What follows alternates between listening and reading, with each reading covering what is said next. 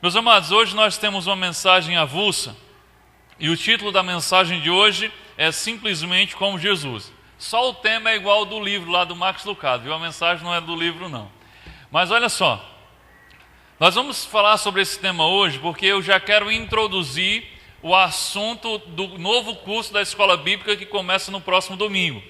Então, próximo domingo o Fernando vai estar ministrando o novo curso da Escola Bíblica que trata 8 características do caráter de Cristo que nós devemos imitar. Então, tem tudo a ver com a mensagem de hoje, então já quero começar hoje já introduzindo o assunto para que você também tenha ânimo de domingo estar aqui participando do novo curso da Escola Bíblica. Quando você sair daqui do culto, o Fernando vai estar lá na recepção, lá na mesa na recepção, já fazendo a inscrição. Então você tanto pode fazer pelo e-mail como você pode fazer hoje. Já que você está aqui hoje, não saia sem fazer sua inscrição, que isso facilita a logística de preparar as apostilas e tudo mais. Então você já saindo, você já faz sua inscrição para domingo, 9 horas, você está na primeira aula do novo curso da Escola Bíblica. Então o tema de hoje, simplesmente como Jesus. O texto que nós tomamos aqui como base, 1 Coríntios, capítulo 11, versículo 1. 1 Coríntios, capítulo 11, versículo 1, que diz assim: sede meus imitadores, como também eu sou de Cristo. Quem está falando isso é Paulo. E é interessante a coragem e a autoridade de Paulo a dizer isso. Sede meus imitadores. Eu quero parar por aqui e perguntar, você tem coragem de dizer isso? De chegar para alguém e dizer, pode me imitar, porque eu imito a Jesus. Na verdade o que Paulo está dizendo é, naquilo que eu imito a Jesus, me imite também. Mas você pode me tomar como exemplo, porque eu tomo Jesus como meu exemplo. Será que você se sente seguro para chegar para alguém e dizer isso? Não sei como é ser cristão. Fala o seguinte, me imite, que eu estou imitando a Cristo, então pode me imitar. É isso que Paulo está dizendo. Paulo tinha certeza do que ele estava fazendo, tinha certeza de quem ele estava imitando, por isso ele fala com tanta autoridade sobre isso. Então, Deus deseja que nós nos tornemos parecidos com Jesus e Paulo está nos ensinando isso. Eu quero que você feche seus olhos para nós orarmos agora. Eu quero que você peça a Deus por você e por mim. Peça a Deus para abrir sua mente e seu coração e peça a Deus para ter misericórdia de mim e me usar como um instrumento para abençoar a sua vida.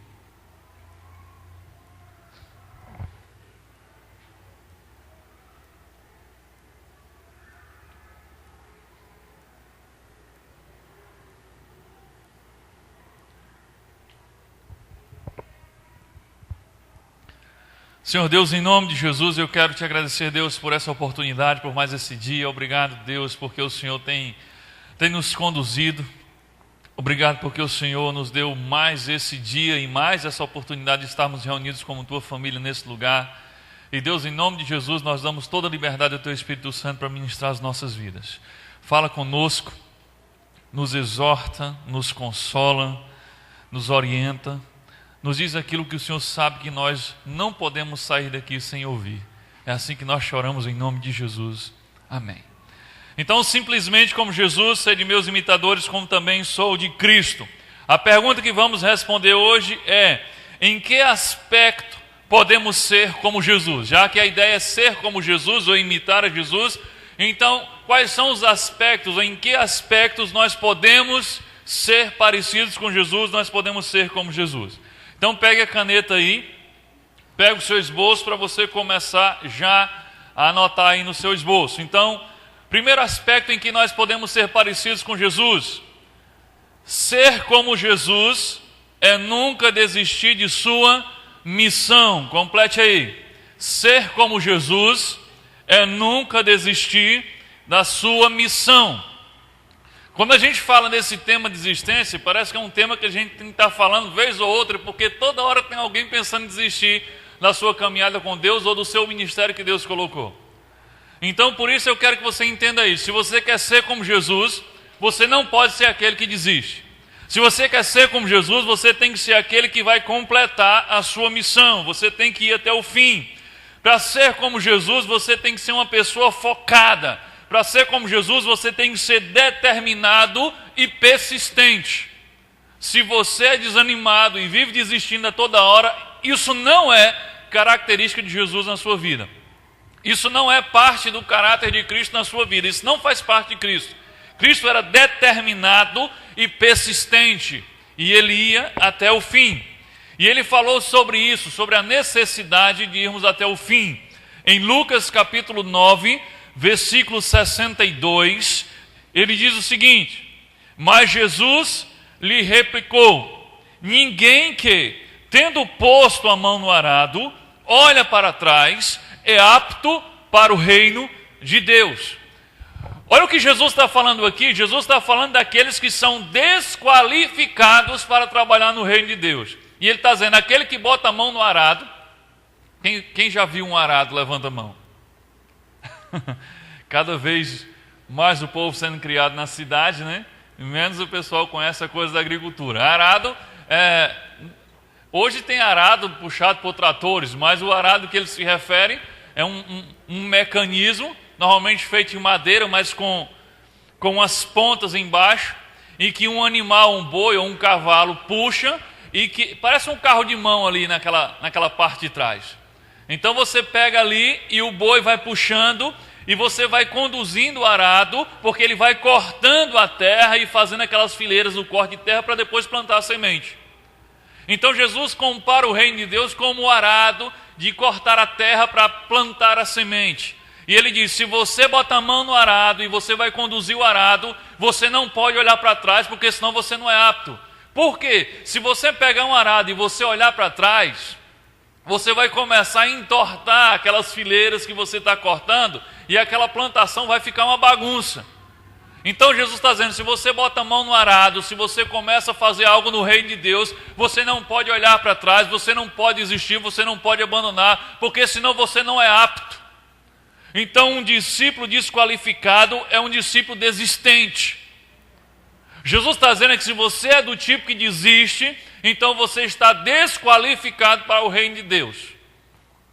Enquanto você não desiste, Jesus pode continuar moldando você, capacitando você nas áreas em que você não tem se sentido capaz, fortalecendo você nas áreas em que você se acha fraco, mas se você desiste, já era, você está desqualificado.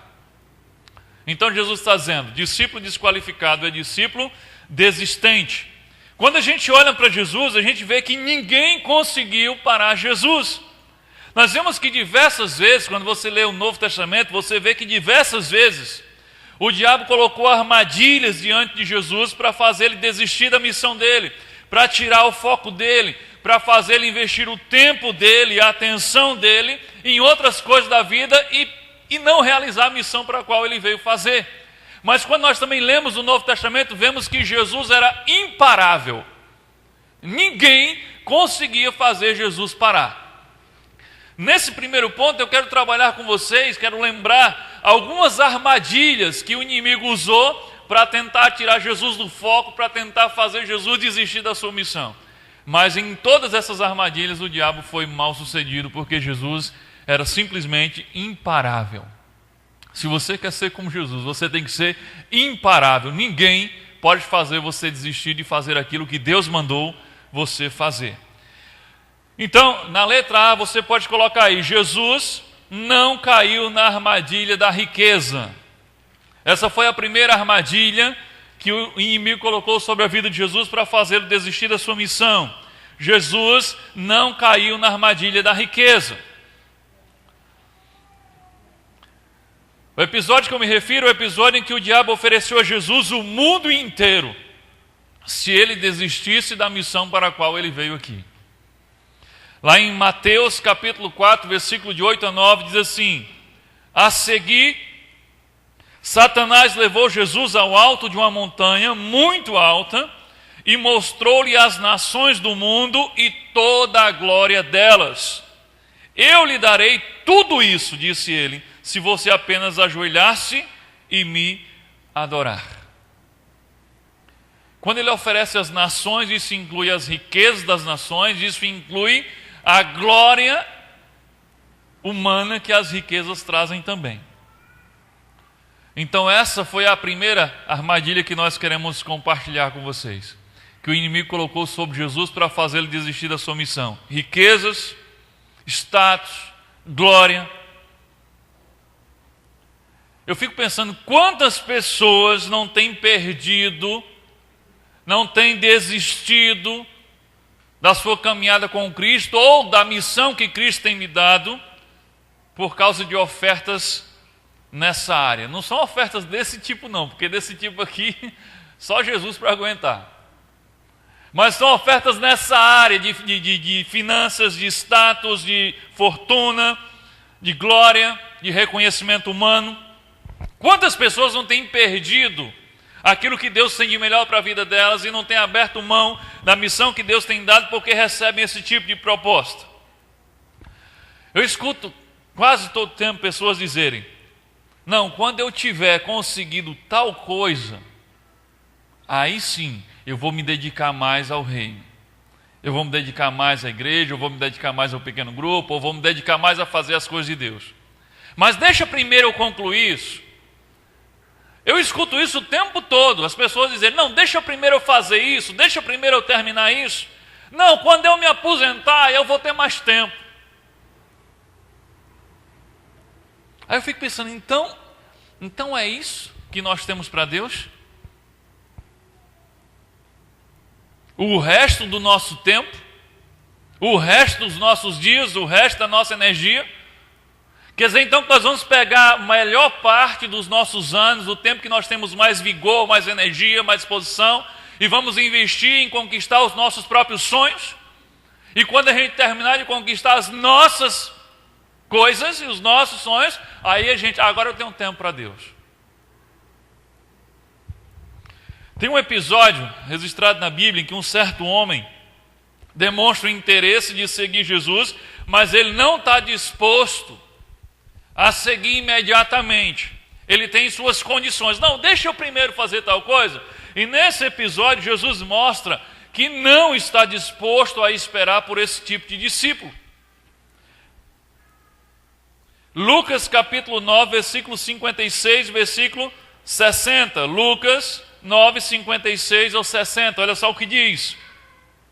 Então ele e os seus discípulos foram para outro povoado. Quando Jesus e os discípulos iam pelo caminho, um homem disse a Jesus: eu estou pronto a seguir o Senhor para qualquer lugar onde o Senhor for. Então Jesus disse: as raposas têm suas covas e os pássaros os seus ninhos. O texto continua: mas o filho do homem não tem onde descansar. Aí ele disse para o outro homem: venha comigo. Mas ele respondeu: Senhor, primeiro deixa que eu volte e sepulte o meu pai. Jesus disse: deixe que os mortos sepultem os seus mortos, mas você vá e anuncie o reino de Deus. Aqui existia um interesse de seguir Jesus, existia uma certeza de que a coisa certa a ser feita era seguir a Jesus, mas existia condições. Deixa primeiro eu sepultar o meu pai. E não é que estava acontecendo lá o funeral do pai dele, ele tinha que voltar para terminar o serviço, não. Se você ler em outras traduções, você vai ver que fica mais claro a ideia de que o que ele se referia é: deixa primeiro eu cuidar da minha vida, e quando os meus pais morrerem, aí sim eu vou poder estar livre para poder seguir o Senhor. E aí Jesus deixa os mortos cuidar dos mortos. Os mortos que Jesus se refere são aqueles que ainda não têm a vida eterna. Então deixa aqueles que não têm a vida eterna, deixa aqueles que ainda não conhecem a verdade cuidarem de si mesmos. Agora você vai e anuncie o reino. Só que aqui Jesus chama, na verdade ele se oferece, Jesus diz as condições, ele rejeita, diz que depois, e o que é que acontece? Jesus fica esperando? Ou então Jesus: não, calculando mais ou menos quando seu pai vai morrer, eu acho que eu vou estar em tal lugar, então vá lá para a gente se encontrar? Não. Simplesmente o que acontece? Jesus vai embora. Jesus passa e aquele homem fica. Esse texto mostra que Jesus não está disposto a esperar por discípulos que têm que fazer ainda alguma coisa para depois fazer o que Ele quer que você faça. A sua missão, a missão de Jesus para você tem que ser prioridade. E a notícia triste é que tem muita gente dentro da igreja, assim como aquele homem, receberam um convite de Jesus para serem discípulos e trabalharem para a edificação do reino de Deus, mas ainda estão esperando resolver as suas próprias coisas e conquistar os seus próprios sonhos, para depois se tornarem discípulos de fato e operários do reino. A diferença é que naquele tempo Jesus estava aqui fisicamente, e ou você ia naquela hora e seguia fisicamente Jesus, ou você ficava para trás. Hoje tem um culto para você frequentar. Então hoje meio que a gente fica se enganando. Mas eu estou seguindo Jesus, eu estou indo para o culto todo domingo. Mas na verdade você não está seguindo, você está vindo para o culto, dando um tempo, frequentando, enquanto termina o que tem que terminar, para depois sim seguir de fato Jesus. Então o fato de ter a possibilidade de ter um culto todo domingo no endereço certo e você poder frequentar enquanto termina as suas prioridades, dá a falsa impressão de que você está seguindo. Mas se Jesus estivesse aqui fisicamente, você já tinha ficado para trás. Jesus não está disposto a esperar por pessoas que têm outras coisas mais importantes para fazer antes de fazer aquilo que Ele manda fazer. A questão é, o que é que você está esperando para depois decidir dedicar a sua vida a Deus? Será que você está nesse time dos que tem alguma coisa ainda para terminar, para depois se entregar completamente ao reino? De repente você está esperando uma formatura. Não, depois que eu me formar. Não, tem um mestrado. Não, é um doutorado. Não, é uma especialização. Mas depois que eu terminar isso, aí sim. Sabe, Jesus não está chamando aqui você para abandonar os seus estudos e ser pastor. Eu falei sobre isso semana passada. Jesus tem um chamado para você enquanto você faz tudo. Mas a nossa dificuldade é que ou fazemos as nossas coisas ou fazemos as coisas de Jesus. Jesus quer que você vá vivendo, estudando, trabalhando e fazendo discípulos. E se dedicando ao reino como prioridade. Antes de qualquer coisa você é discípulo. Você é um discípulo estudante, você é um discípulo comerciante, você é um discípulo funcionário público. Não é o contrário. Então o que é que você está esperando concluir para ser discípulo de verdade? Será que você está esperando a aposentadoria? Será que você está esperando uma promoção? Será que você está esperando uma estabilidade, uma segurança financeira para depois ser discípulo de verdade? Será que você está esperando primeiro os seus filhos crescerem? Ou então você está esperando os seus filhos se casarem? O que é que você está esperando? O que Jesus tem para dizer para nós hoje é a mesma coisa que Ele disse para aquele homem. Deixe que aqueles que não têm vida se preocupem com essas coisas. Você que tem vida, se preocupe com as coisas do reino. Então, se você tem filhos e está esperando eles crescer primeiro, você tem que ser discípulo enquanto eles estão crescendo. Se você está estudando, você tem que ser discípulo enquanto você está estudando. Se você está trabalhando, você tem que ser discípulo enquanto está trabalhando. Não é depois de se aposentar, não. Aí depois se você tiver só cansaço e fadiga, aí você vai querer dar para Deus? Olha só, preste atenção. Um alerta. Eu já falei sobre isso várias vezes, já falei isso na classe Conexão, já falei em pequeno grupo, já falei várias vezes sobre isso. Mas isso sempre acontece, a estratégia é manjada. Quando você começar, ou decidir começar a fazer algo significativo para o reino de Deus, pode ter certeza, é questão de tempo, vai aparecer uma proposta para você. Vai aparecer uma proposta para você fazer alguma coisa que vai tomar o tempo que você tinha ou a energia que você tinha para fazer aquilo que você decidiu fazer para Deus. Sempre que você decidir fazer alguma coisa significativa para o reino, vai aparecer uma proposta. Pode ser um novo emprego ou um emprego se você está parado. Pode ser uma promoção. Pode ser uma transferência. Pode ser qualquer coisa. Quando você decidir fazer algo significativo e se envolver, aí aparece uma proposta. É incrível isso.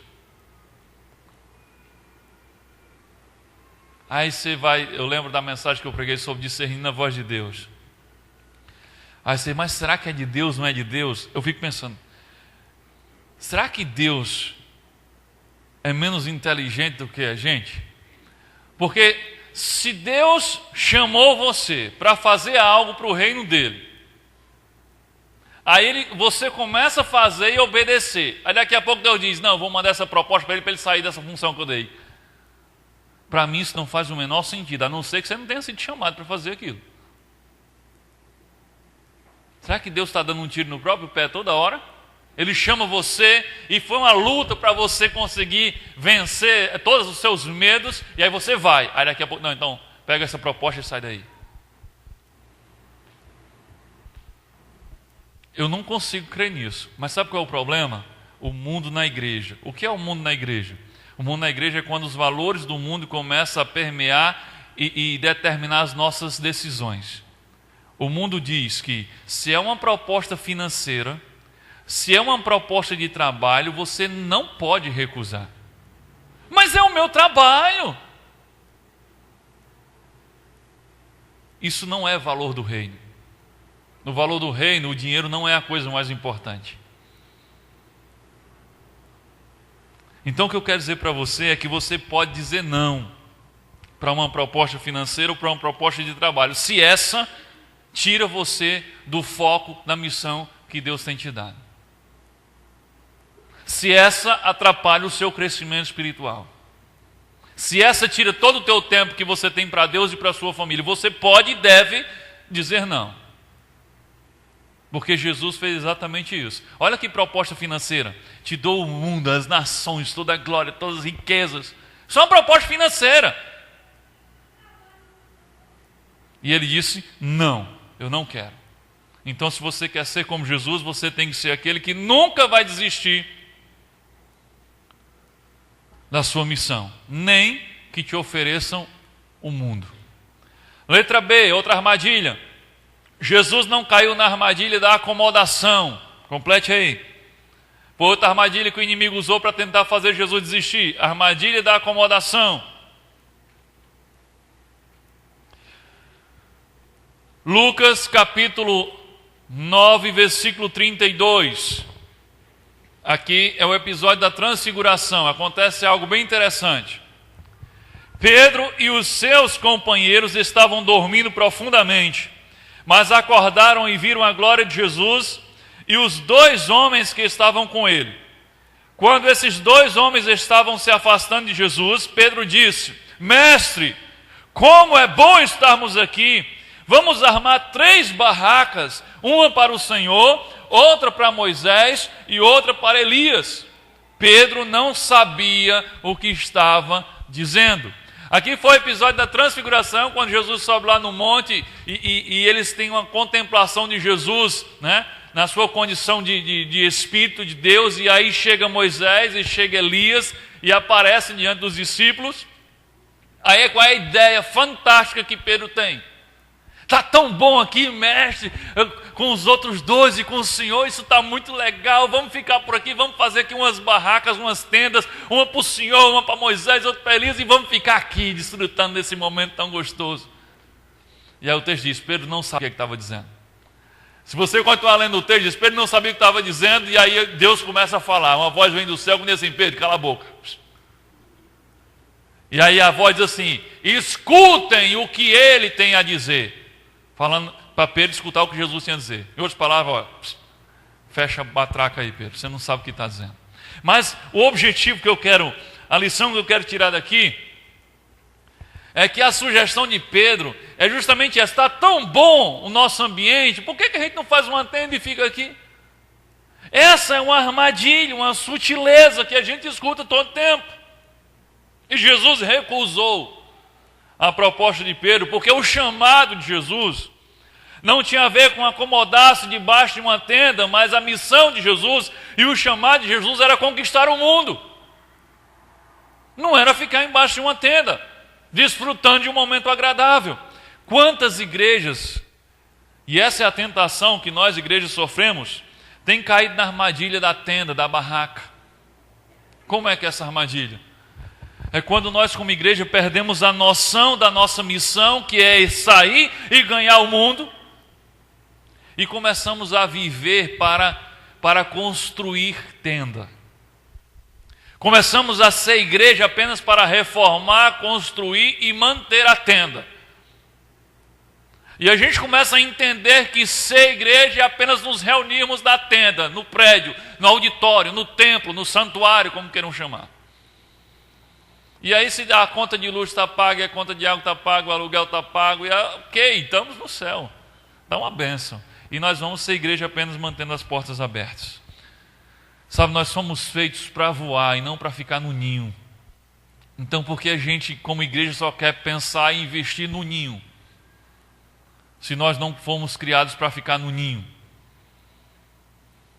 Nós temos que alargar a nossa visão e sair da acomodação. É fácil ficar sentado aí.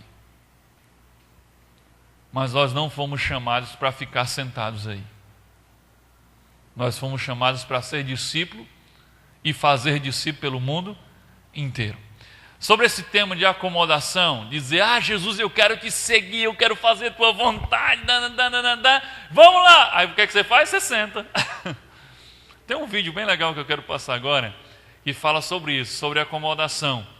Quando nós ficamos acomodados. E aí você vai entender que tem tudo a ver com o que a gente faz hoje. Pode apagar geral aqui na frente. Jesus, eu estou tão animada hoje. É como se acordasse e pensasse, hoje é o dia que vamos trabalhar para Jesus. Kátia, estou tão animada em ter alguém pronto para a ação e fazer as coisas. Cara, eu sou essa garota. Exatamente, eu tenho uma coisa perfeita para você, então vamos começar. O que você está fazendo? Levante-se.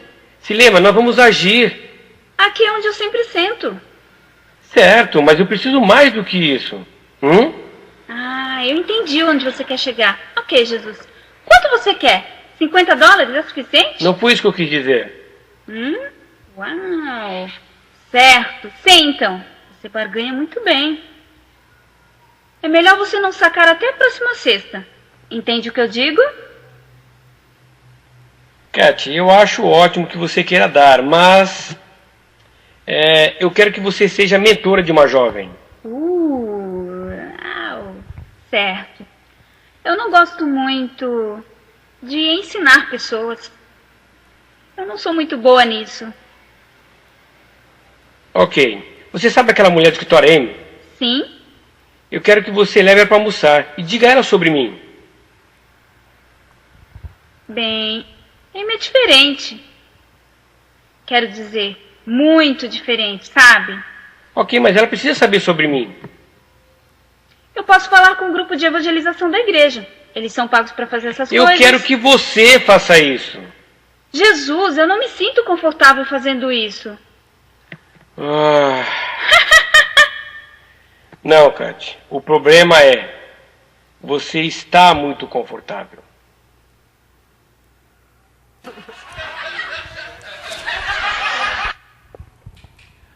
Esse é o problema da igreja. Nós estamos confortáveis demais. Nós dizemos, eu quero seguir Jesus, e em seguida a gente senta. E a gente acha que resume-se a simplesmente sentar. A armadilha da acomodação não fez Jesus parar. Então, se você quer ser como Jesus, está na hora de você se levantar. Letra C, vamos lá. Jesus não caiu na armadilha do comprometimento light. Quero falar aqui de uma forma bem contemporânea. Jesus não caiu na armadilha do comprometimento light, ou seja, um comprometimento fraco. Interessante que quando Jesus disse que ia dar a sua vida pelos pecados, aquela coisa, começa a falar da sua morte, Pedro repreende Jesus e diz, não, Jesus, não faça isso. É como se Pedro dissesse para Jesus, Jesus, não precisa ser tão radical assim. Marcos capítulo 8, versículo 31 e 33, olha só, Marcos 8, 31 e 33. E daí em diante Jesus começou a falar-lhes das coisas terríveis que ele sofreria, que seria morto e que se levantaria novamente depois de 3 dias. De modo que Pedro o levou para um lado e chamou a sua atenção. O Senhor não deve dizer coisas assim, disse ele a Jesus. Jesus voltou-se, olhou para os discípulos e disse a Pedro muito severamente: Satanás, vá para trás de mim. Mas Pedro é muito engraçado. É a segunda vez aqui que Pedro dá um furo, né? Lá na transfiguração, ele: vamos fazer umas barracas aqui, vamos ficar todo mundo. E agora Jesus está lá falando sobre sua morte, sobre sua ressurreição, sobre a necessidade de ser sacrificado. E aí Pedro, eu fico imaginando Pedro: não, essa estratégia de Jesus não está certa, eu vou dar um toque para ele. Aí ele: mestre, vem cá. Aí diz que chama Jesus no lado, né? No ladinho: vem cá. Aí diz: o senhor não deve falar assim dessas coisas, vai assustar o povo. Mas aí Jesus tem um discernimento e percebe que Pedro está sendo usado pelo diabo. Que o diabo não quer que Jesus cumpra a sua missão de dar a vida por nós. E aí Jesus o repreende. O que Pedro está sugerindo, ou o que o diabo está sugerindo através de Pedro é: Jesus, não precisa ser tão radical assim. Um negócio mais light, vamos uns ensinamentos mais, sabe, dá uma maciada aí no povo. Não precisa esse radicalismo todo. E Jesus repreende ele como se dissesse: esse tipo de comprometimento light, isso é coisa do diabo, afaste de mim. Meus amados, cuidado com a armadilha do comprometimento light. Porque Jesus nos pediu um comprometimento radical. Mateus 16, 24, ele fala sobre isso. Olha o tipo de comprometimento que Jesus pediu. Jesus disse aos seus discípulos: se alguém quer ser meu seguidor, esqueça os seus próprios interesses, esteja pronto para morrer como eu vou morrer e me acompanhe. Esse texto aqui já nos relembra o que nós acabamos de falar sobre. Deixa eu terminar minhas coisas primeiro. O que Jesus está dizendo aqui? Se você quer ser meu discípulo, se você quer me seguir, primeira coisa, esqueça, renuncie os seus próprios interesses. Isso aí já é radical. Aí ele torna mais radical ainda: esteja disposto a dar a sua vida e a morrer assim como eu estou disposto a fazer. Em outras versões mais antigas diz: tomar a sua cruz. E ele diz: e depois você vem e me segue. Olha o tipo de comprometimento que Jesus exige dos seus discípulos. Você tem que estar disposto a renunciar aos seus interesses e estar disposto a dar a sua vida se preciso for, assim como Jesus está disposto a dar a vida dele. Aí sim você está habilitado e qualificado para seguir. Isso não tem nada a ver com comprometimento light. Pode ser. Você discípulo também não vou ser assim tão radical. Já ouviu gente dizer isso? Você é crente, eu sou crente, mas não sou assim muito radical não. Mas às vezes o que ele quer dizer com não ser radical, quer dizer, o comprometimento dele é leve, ele é um frequentador de igreja, sabe? Não precisa de fé lá no meu trabalho, não precisa, eu administro meus negócios do meu jeito, eu me relaciono do meu jeito, e sou crente. É só um apêndice que ele leva ao lado dele, é um departamento da vida dele separado, não faz parte da sua vida como todo. Esse compromisso de Jesus realmente é muito radical. Está disposto a dar a sua própria vida. Sabe o que é que Jesus falou para aqueles que querem só um compromissozinho leve, light? Apocalipse 3, de 15 a 16. Quando fala Apocalipse, já se arrepia todinho, né? Mas olha o que é que ele fala para quem quer só um compromissozinho light. De repente você está assim nessa fase. Poxa, eu não quero me envolver. Eu quero só ir assim no domingo, ouvir a mensagem e tal. Estou querendo ficar assim, dar um tempo, sabe? De repente você está assim. De repente você já foi envolvido. De repente você já teve de cabeça no reino.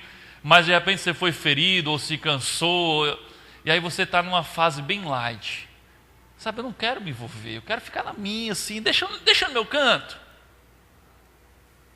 Aí Jesus diz lá em Apocalipse 3, de 15 a 16: conheça as tuas obras, que nem és frio, nem é quente. Quem dera foste frio ou quente. Assim, porque és morno e não és frio, nem quente, vomitar-te-ei da minha boca.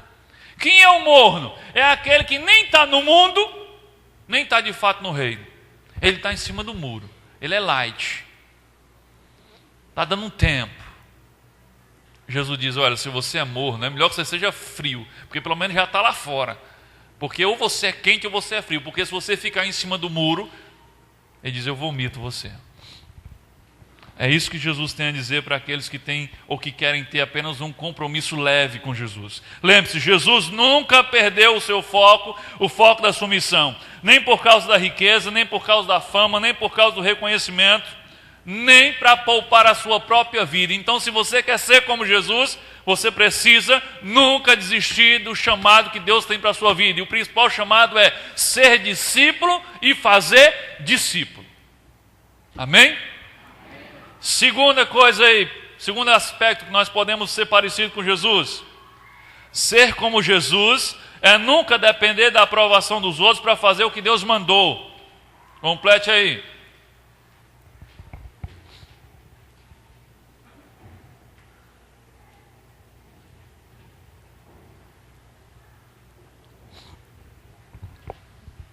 Ser como Jesus é nunca depender da aprovação dos outros para fazer o que Deus mandou.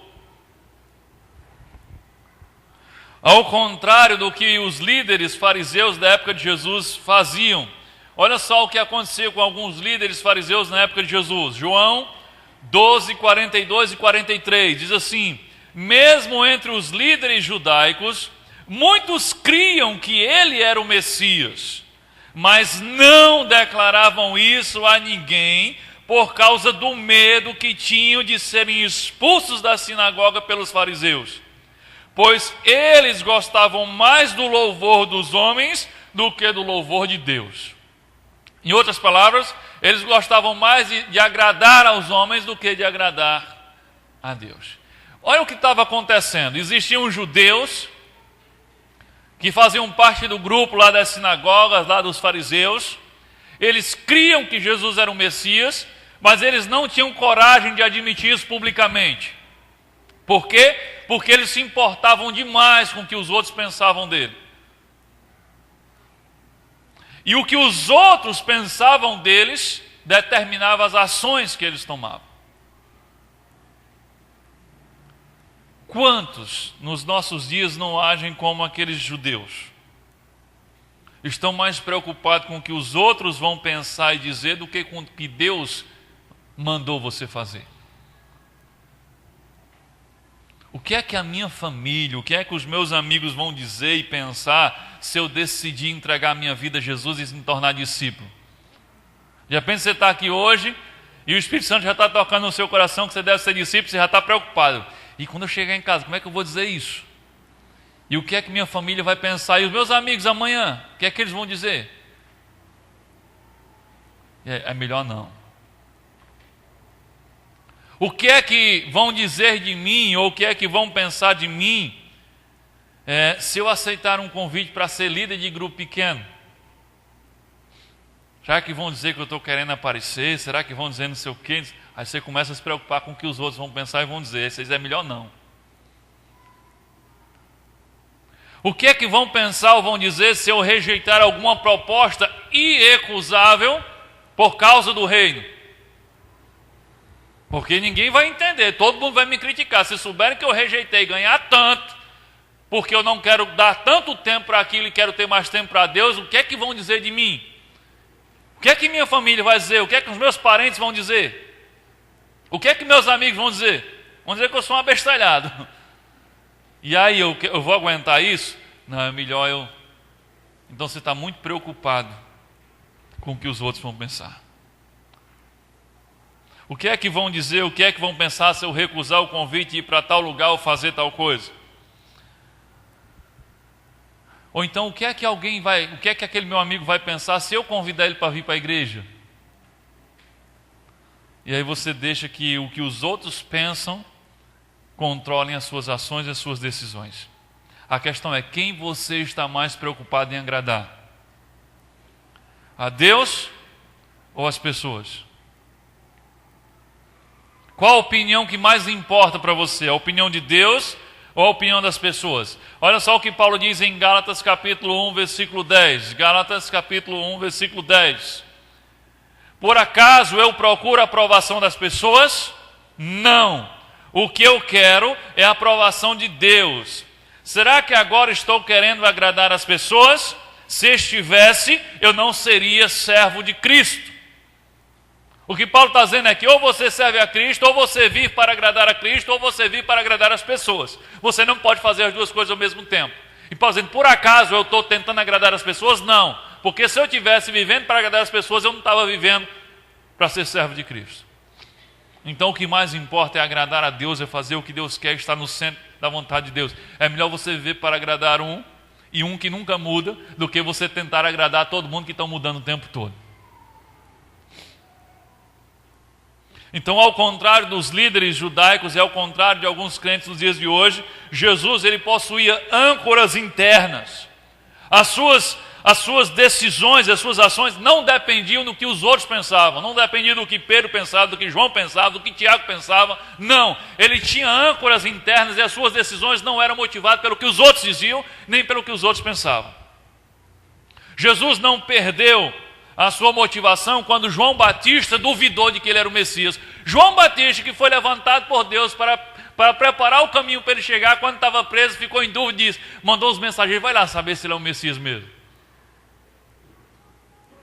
Jesus não perdeu a motivação quando João Batista permitiu-se duvidar se ele era ou não o Messias. Jesus não perdeu a motivação quando César, ou quando Herodes ficou zombando dele, criticando e rindo da cara dele, e duvidando de quem ele era.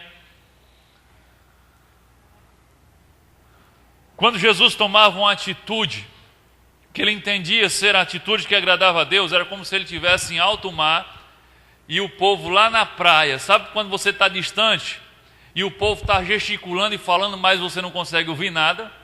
Só silêncio. Era assim que Jesus se comportava. Ele tomava uma decisão e parecia que ele não estava ouvindo o que os outros estavam falando. Porque ele sabia que Deus queria que fizesse aquilo, então não importava o que os outros estavam dizendo. Não é que Jesus não se importava com as pessoas. Jesus se importava com as pessoas, mas ele não se deixava conduzir pela opinião delas, e sim pela opinião de Deus. Agora, para isso, se você quer ser como Jesus, você tem que aprender a fazer uma coisa que Jesus fazia. E não é fácil. Você tem que aprender a dizer não. Quer treinar? Diga aí, não. Não. Que não violento é isso. Mas nós temos dificuldade em dizer não. Eu já tive mais dificuldade em dizer não, mas eu criei uma estratégia. Se chega alguém para pedir uma coisa que eu já sei que é uma coisa que eu não posso dar ou não quero dar, então eu não deixo a pessoa se estender. Eu digo logo no início, não vai dar certo não. Porque se deixar a pessoa argumentar tudo no final, eu não consigo dizer não. Então eu já digo, não, é isso, não vai dar certo não. Porque nós temos naturalmente dificuldade em dizer não. E se você quer agradar a Deus, você tem que aprender a dizer não. Jesus, ele dizia não. Toda vez que alguém tentava tirar ele do foco, ele dizia não. Toda vez que alguém queria dar uma opinião fora daquilo que ele entendia ser de Deus, ele dizia não. Ele disse não para o diabo, ele disse não para as pessoas, ele disse não até para si mesmo. Quando o diabo tentou tentá-lo, tirá-lo do foco, ele disse não para o diabo.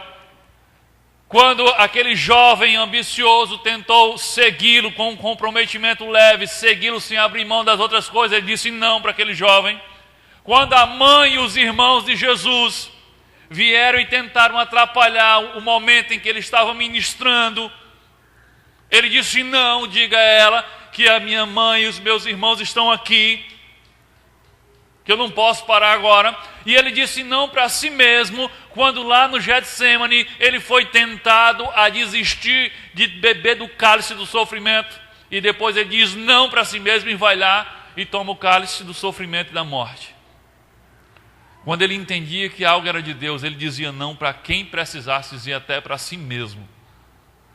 Então, se você quer ser como Jesus e você quer fazer a vontade de Deus e priorizar a opinião de Deus mais do que a opinião das pessoas, você vai ter que aprender a dizer não para as pessoas. Tem uma frase, eu acho que está aí no PowerPoint, coloca aí. Essa frase, ela ilustra bem isso que eu estou falando. Foi de um ator norte-americano. Ele diz: não sei qual é a chave do sucesso, mas sei que o caminho do fracasso é tentar agradar a todos. Isso não está na Bíblia, mas poderia estar, como diz um camarada lá, né? Isso tem um princípio por trás disso. Se você viver para agradar todo mundo, você vai terminar fracassando na vida. Nós temos que viver para agradar uma pessoa, e essa pessoa é Deus. Vamos lá, terceiro aspecto que nós temos que ser como Jesus. Ser como Jesus é sempre estar disposto a agir mesmo sozinho. Ser como Jesus é sempre estar disposto a agir mesmo sozinho. Aquele desenho ali simboliza num visual mais moderno o que aconteceu no Getsemane, né? Jesus diz: olha, vigiem comigo, orem comigo, enquanto eu vou mais adiante para orar também. Jesus volta, o que eles estão fazendo? Dormindo. Sabe, todos nós, ou a maioria de nós, teria desistido da nossa missão de dar a vida pelos pecadores, quando aqueles 3 dorminhocos ficassem lá dormindo em vez de vigiando e orando num momento tão difícil como aquele. Quando Jesus foi preso, depois desse momento aí, Jesus é preso, o que é que os discípulos fazem? Desaparecem, fogem, pernas para que te quero. Outra vez Jesus fica sozinho. E o interessante é que Jesus estava fazendo algo para eles e não para si mesmo. Mas o que é que eles fazem? Eles caem fora. Na hora do julgamento, está lá Jesus sendo julgado, está lá com Pilatos. E aí tem uma multidão e tem um coro que canta e grita lá: solta Barrabás, crucifica Jesus. E o povo grita, a voz que se escuta é: solta Barrabás, crucifica Jesus. Mas os 12 não montaram nenhuma torcidazinha organizada para dizer: solta Jesus, solta Jesus. Pensa comigo. Tinha os 12, mas tinha muita gente que gostava de Jesus, que as multidões seguiam Jesus. Faltou quem mobilizasse o povo. Não, mas é porque Jesus tinha que morrer. Mas não vem com essa que os discípulos não gritaram porque tinha essa consciência, não. É tanto que depois que Jesus ressuscita, eles ainda ficam duvidando. Ressuscitou mesmo? Até que Jesus aparece para ele: Tomé, pega aqui para tu ver. Então eles não gritaram lá e não montaram lá um coro lá, é porque eles estavam com medo mesmo. Então Jesus está lá naquele momento dando a vida por todos. E cadê os seus discípulos? Ele só escuta a voz do povo dizendo: solta Barrabás, crucifica Jesus. Mas não tem ninguém dizendo: solta Jesus. Ele estava sozinho. Se fosse eu diria: quer saber de uma coisa? Eu vou embora. Ajudando esse povo, e o povo não faz nada, rapaz. Jesus não parava, mesmo quando era deixado sozinho. Então, no momento mais importante da sua missão que era benefício dos outros, Jesus foi deixado sozinho, mas mesmo assim, Jesus não desistiu. Ele não parou. Ele estava disposto a agir, mesmo quando estava sozinho.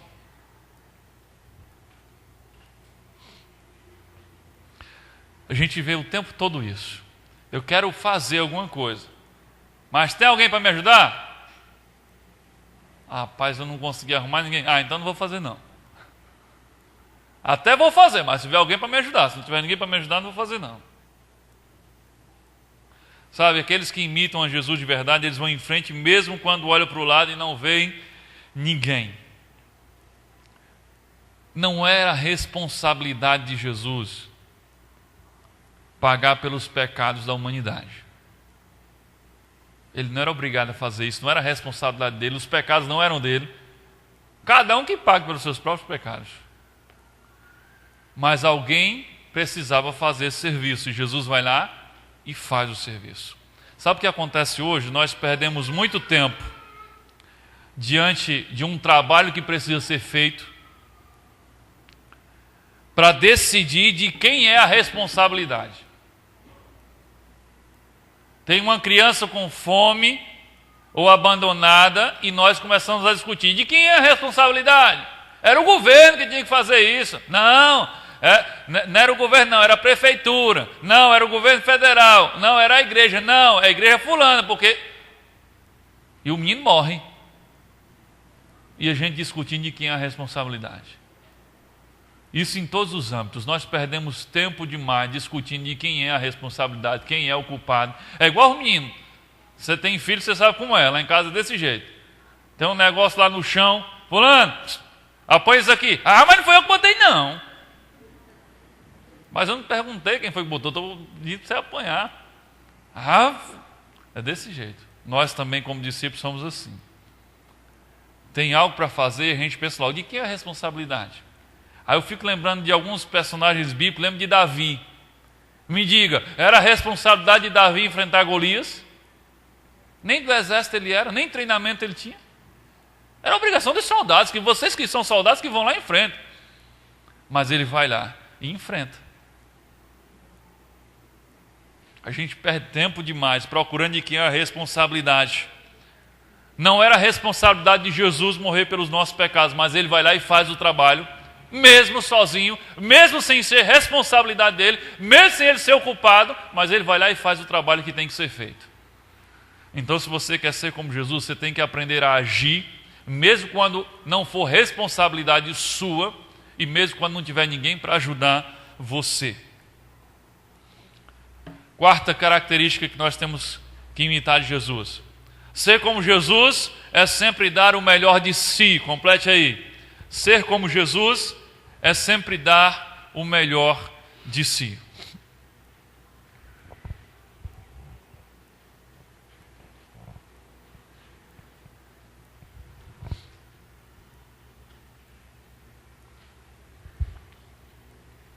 Essa imagem significa 5 estrelas, viu? Padrão 5 estrelas, o melhor. João capítulo 2, versículo 10. E disse-lhe: todo homem põe primeiro o vinho bom, e quando já tem bebido bem, então o inferior. Mas tu guardaste até agora o bom vinho. Você já entendendo que história é essa, né? Foi no primeiro milagre de Jesus, quando ele transformou água em vinho, em um casamento em Caná da Galileia. O casamento na época de Jesus não era como hoje. O pessoal faz uma festa, faz ali um bolinho, um salgadinho, aí bota um salgadinho com refrigerante para o cabo já encher a barriga. Quando está todo mundo de barriga cheia, sai o jantar. Aí você come um pouquinho, terminou o casamento, né? Não é assim. O casamento na época de Jesus era uma semana de festa. Então, no início da festa, acontecia a primeira cerimônia de casamento, onde os noivos vinham lá e faziam a abertura da festa com o casamento. Os noivos saíam e iam consumar o casamento, iam para a lua de mel. E a festa continuava rolando por 7 dias. E no final dos 7 dias, os noivos voltavam da lua de mel para encerrar a festa. E aí era o momento em que a festa era encerrada. Normalmente os casamentos eram assim. Então, quando diz assim, acabou o vinho na festa de casamento, eu digo, rapaz, que noivo amarrado. Não programou o negócio, convidou mais gente, comprou pouco vinho. Como é essa situação? Rapaz, quando vem acabar vinho, é porque o povo já tinha bebido demais um bocado de tempo. E Jesus foi convidado para o casamento, e Jesus estava lá e faltou vinho. E Jesus Jesus se preocupa com os detalhes das coisas, sabe? Coisas corriqueiras, coisas simples. Aí Jesus vai lá e diz, não, peraí, não vou deixar esse noivo que me convidou passar vexame, não. Não precisa nem falar com ele. Jesus vai lá, manda encher as talhas com água e diz, pode distribuir. Quando distribui já é vinho. Aí tinha o chefe do cerimonial. O chefe do cerimonial pega aquele vinho, peraí, chama o garçom, deixa eu ver esse vinho. Já no último dia do casamento, no final da festa, pega o vinho e o chefe de cerimônia experimenta o vinho e disse, como é que é isso? Toda festa que eu vou, o noivo serve o melhor vinho no início. E no final, quando todo mundo já não sabe mais nem o que é nada, e já beberam vinho demais, aí ele bota um vinho qualquer, que ninguém percebe se é francês, se é italiano, não sei. E aí o noivo disse, aí o mestre da cerimônia diz, esse noivo aqui é diferente, ele deixou o melhor vinho para o final. ele não sabia de onde estava vindo o vinho. Ele não sabia que o vinho que ele estava experimentando era o que Jesus tinha acabado de transformar a partir da água. E a ideia é que o vinho que Jesus transformou, apenas para completar o resto da festa do noivo, era melhor do que o melhor vinho que o noivo serviu no início da festa. Sabe o que significa isso? Que tudo que Jesus fazia, ele fazia com excelência. Mesmo as coisas mais simples, mesmo as coisas mais corriqueiras, como o vinho de um final de festa de casamento. Porque era o final da festa. Vou fazer um vinhozinho aqui, meia boca, porque ninguém está mais sabendo o que é vinho mesmo, mas era um vinho de final de festa, e Jesus ainda faz o melhor vinho de todos. Há um princípio no caráter de Cristo, e o princípio é: ele fazia tudo com excelência, mesmo as coisas simples, mesmo as coisas corriqueiras, como um vinho de final de festa. Jesus não parava e ficava pensando qual o jeito mais fácil de fazer isso. Jesus sempre pensava qual o jeito mais eficiente de fazer isso. Se nós queremos ser como Jesus, nós precisamos ser pessoas de excelência. Um dia desse eu estava assistindo uma palestra, um trechinho de uma palestra que mandaram para o meu e-mail, e estava falando sobre o que é um cristão num contexto da sociedade e não trancado na igreja. E aí o palestrante estava falando sobre um cristão que fabricava cadeiras aí no Oriente, num país desse aí do Oriente. E ele estava dizendo que, aí ele pegou uma cadeira daquela de auditório, daquela acolchoada, e ele disse: olha, lá você sabe quando a cadeira é feita por um cristão e quando uma cadeira não é feita por um cristão, não porque tem um nome, a oficina é Oficina Cristo Rei, não é por isso, não tem o nome lá. Aí diz: você sabe assim. Aí ele pegava a cadeira e virava. Ele diz: quando você vira a cadeira e aqui embaixo da cadeira está esse acabamento mal feito, aparecendo os grampos, é porque isso aqui não foi um cristão que fez. Porque quando você não é cristão, você só se preocupa com o que os outros vão ver. Então a parte de baixo da cadeira ninguém vê. Aí diz: quando você pega a cadeira que é feita pela fábrica de um cristão, você vira a cadeira e o acabamento embaixo é perfeito. Porque ele não fez aquela cadeira para pessoas, mas ele fez para Deus. E Deus vê toda a cadeira. Sabe? É disso que a gente tem que entender sobre ser cristão. Você tem que ter excelência, porque Jesus tinha excelência em tudo que fazia. Lá onde você trabalha, o que é que você faz? Você é vendedor? Você tem que ser um vendedor de excelência. Você tem que conhecer o produto que você vende. Você tem que dar um show na apresentação do produto, porque você é cristão, e como cristão você tem que ter excelência no que você faz. Você faz o quê? Você faz bolo. Então o bolo que você faz tem que ser show, porque você é cristã, e cristão faz as coisas com excelência, porque Jesus fazia com excelência. Jesus não fazia com excelência só coisas espirituais, percebe? Ele vai transformar água em vinho, e ele faz isso com excelência. Então o que é que você faz da vida? Você está fazendo de forma cebosa? Você está fazendo de qualquer jeito? Você não está sendo como Jesus. Tudo que nós fazemos tem que ser com excelência. A excelência tem que ser palavra de ordem, se você é discípulo de Jesus. Então, ser como Jesus é sempre dar o melhor de si. Jesus amava e servia as pessoas como se fosse o último dia dele aqui na terra. Ele não guardava um pouquinho de si para depois. Ele se dava por inteiro e dava o melhor de si por inteiro. Ao contrário do que nós costumamos fazer, nós temos o costume de guardar o melhor para amanhã, para ocasiões especiais ou para pessoas especiais. Então, se eu tenho que atender alguém ou fazer algo para alguém e eu acho que esse alguém é especial, então eu dou o melhor. Mas se eu acho que essa pessoa não é tão importante assim, então eu faço de forma relaxada. Jesus não era assim.